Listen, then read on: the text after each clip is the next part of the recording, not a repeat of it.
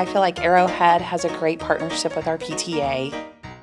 Every year we pick a new theme, and this year's theme is We Are Wild About Reading.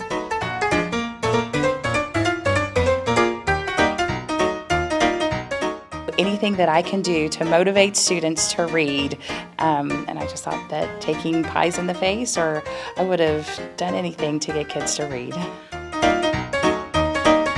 I was offered goggles, but I declined, and I had whipped cream in my eyes, but the looks on the kids' faces, they were laughing, they were smiling, and I hope that that energy continues.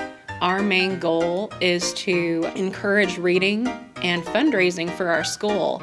And so we thought we'd just take it up a notch this year. So for every classroom who raised $500, got to pie one of our PTA board members in the face, and any classroom that raised $1,000 got to pie our principal, Miss Kula, in the face. After the first pie, we couldn't see a thing, so we didn't know who was pieing us or what. It was just fun chaos. We are models for the kids, for reading, for math, for all of it. And if we are having fun with it, then they will have fun as well and be engaged to learn.